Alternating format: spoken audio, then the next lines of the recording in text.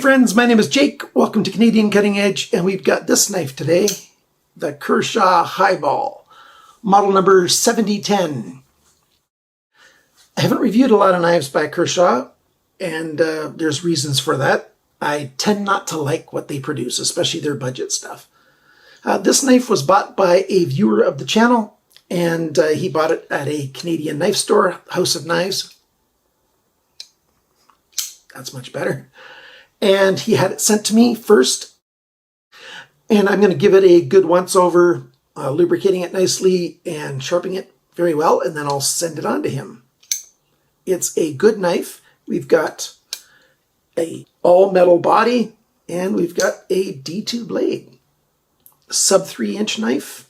If you're looking for a nice frame lock that is small, easy to conceal, not too terribly heavy. It is, whoops, didn't flick open that time. It is just a hair over 3 ounces. So if that's what you're looking for, you might be interested in this knife. So stick around. The full review's coming right away. So here is the knife. It's got a PVD coating, a gray coating on most of the knife. Even on the blade, just not on the main bevel, or on the grind of the edge, of course. And boy, oh boy, it gets dirty easy. That's one thing I've noticed. So, at least it shows up my fingerprints easy. I don't know if it's on the screen, if you can see it that well or not, if you look right in there. But it wipes off almost as easily as it gets dirty, so there's that. We've got a long clip point right here, a nice saber grind. That's a flat grind that doesn't go all the way up to the spine. Decent point for puncturing or delicate work. A good sharpener's toil. The plunge ends just a little bit behind where the cutting edge ends, so that looks really nice in there. The grind is okay. I'll tell you about the sharpness and that stuff a little bit later on in the video. The other cool thing about this blade is the fuller that it has. It's got an open-ended fuller, and that's where they've got their brand name, Kershaw, right there. And on the other side, they've got their model number, I should say, right there, 7010, KAI, that's the parent company for Kershaw, and Zero Tolerance, D2 steel right there, and in very tiny letters, it says China right in there. I like this open-ended fuller. It's kind of nice, looks great. I think it looks better than if they would have closed it, so yeah, I don't mind that at all. We've got a frame lock here, and underneath this camera, it's a little hard to do. There you go.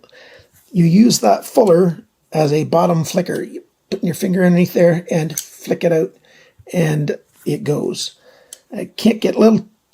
I have to stay fairly close to the tabletop here so I don't go out of focus.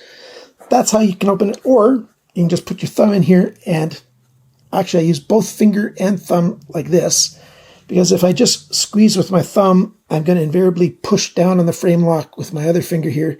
So I use my middle finger and my thumb to pull it out and then finish with my thumb. So you can open it one-handed, either flicking it or the way I'm doing, and you certainly can open it two-handed, no problem at all. We've got steel ball bearings in there, KVT system with the phosphor bronze cage on it. Quite nice. We'll look at that when I take the knife apart later on. For the handle here, it's got that PVD coating, as I said. We've got 2 body screws here. Those are T6s. And they come through to the other side. There's no screw on this side, and it ends deeper than the surface of the steel. I can't help but thinking they could have left that smooth right there. The other one here is underneath the pocket clip.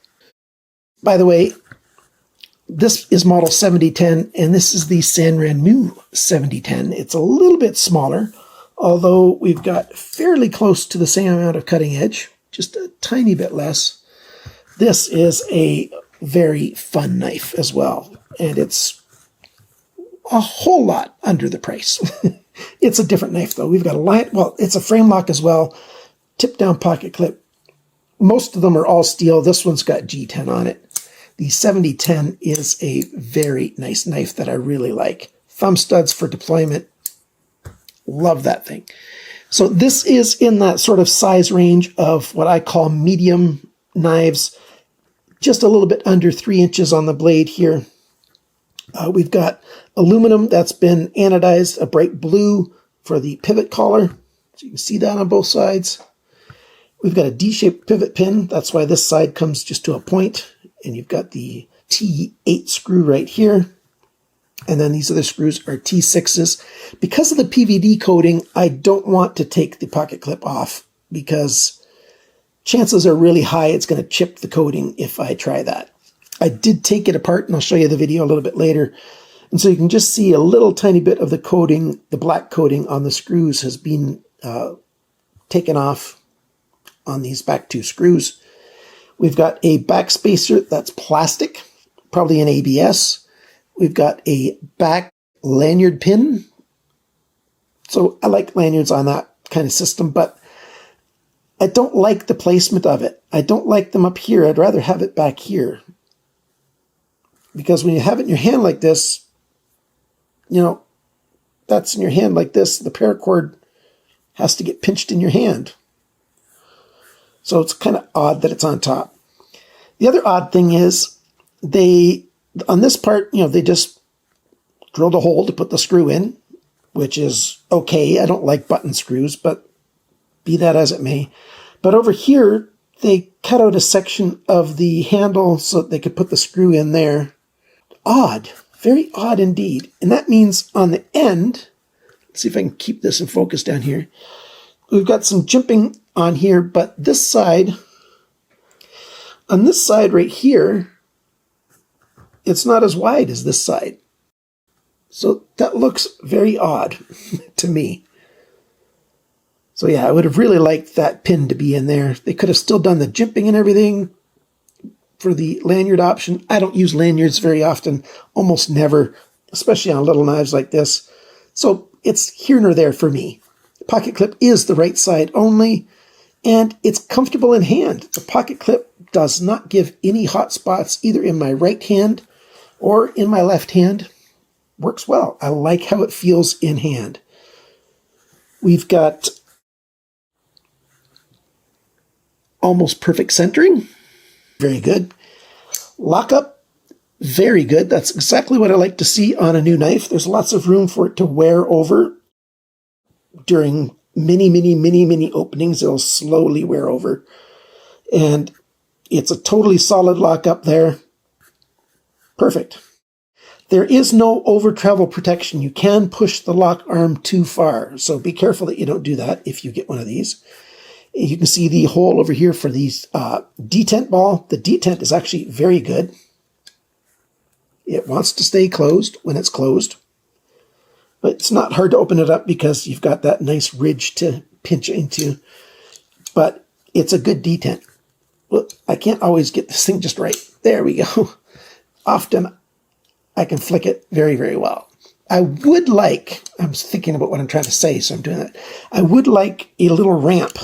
And I could do that on the back of the blade there, a detent ball ramp, because when you go to close it, you push the lock arm out of the way and you can turn it this far, and now it has to ride over the detent. And it doesn't always work that well. Let me go near the microphone here.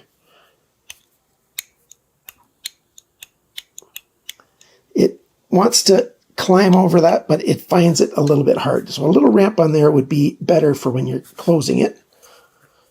See, if I'm not thinking about it, I can't flick it open as well, but when I can flick it open okay, I guess. What else do we have? We've got, the big cutout here so that that lock arm can act like a spring. Let's see how well the pocket clip works going into a pocket. That edge wants to climb over. It didn't always. If you're in a spot where your pocket's already starting to fray, it doesn't always work, but usually it does. It holds tightly enough that it wants to sit in there. Because it's on an angle here, it wants to sit on an angle like that. So it doesn't sit flush with the back of your pocket. If you want it to sit flush with the back of your pocket, Let me push it over so you can see that. Then it's going to sit like that. You know, that's okay. Let's take a look at what this knife looks like taken apart. I've just got this on a little bit of a shop towel right here, just so that I don't want to get grease on my surface. So here's the blade. They've got some grease on the pivot where the ball bearings go. It's a little bit sticky actually, but I'll get that all cleaned off and I'll replace it with light oil. But I don't know if you can see, I'll get a close-up. You can see on here that the ball bearings put a mark on the surface here, but on the back side here, it's not touching at all. That's pretty common on budget knives. It just means that it's not perfectly balanced. It means let's turn it this way, here we go. It means that the whole thing is either canted like this or like this here at the pivot. Yeah, probably more like this because it's not rubbing on this back edge over here. Not a very big deal. We've got steel ball bearings and phosphor bronze cages. I really like that. Here you can see the little aluminum pivot collars. Those are nice. The pivot screw, it's a D-shaped pivot screw, so it's not free spinning. Really like that. That's why there's no Torx head on this side. Very well done. I like that a lot. You can see the skeletonizing here and here. One thing I really like is how thin that cutout line there is for the lock arm. A lot of Kershaw knives have got a really wide cutout there. And thankfully for this one, they're using some probably wire EDM technology. On the close-up, the edges there look a little bit rough. Maybe a little bit rougher than I've seen like on some San Remi's do for their wire EDM, but organzos. Not bad.